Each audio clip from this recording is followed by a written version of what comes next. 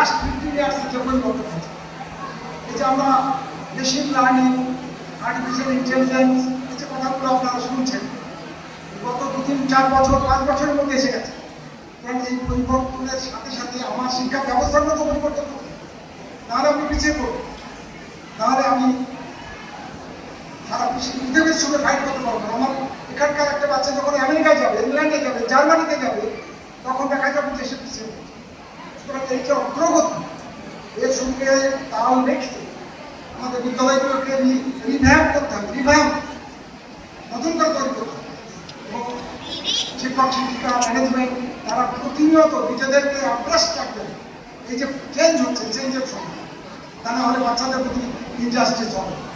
যতটা অর্জন করা গেছে তার থেকেও অনেক অনেক বেশি পরিমাণ আমাদের অর্জন করার আছে। এটাই আজকের দিনের মেসেজ।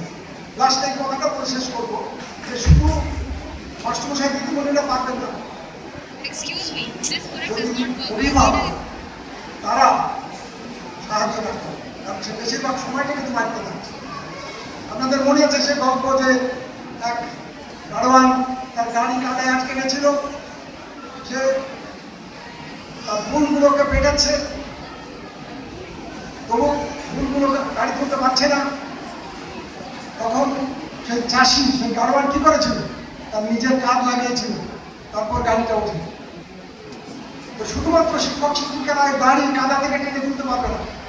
এডুকেশন কিন্তু একটা সোজা ব্যাপার নয়, দাঁড়ি ভাব না। তো বয়স বাড়ছে, আমার লেখাপড়া বাড়ছে, ব্যাপারটা ওরকম না। এর জন্য অনেক ডেডিকেশন, অনেক কমিটমেন্ট, অনেক চেষ্টা, অনেক কিছু করতে হবে। সেই চেষ্টা শুধু বিদ্যালয়ে করলে হবে। It must be supplemented by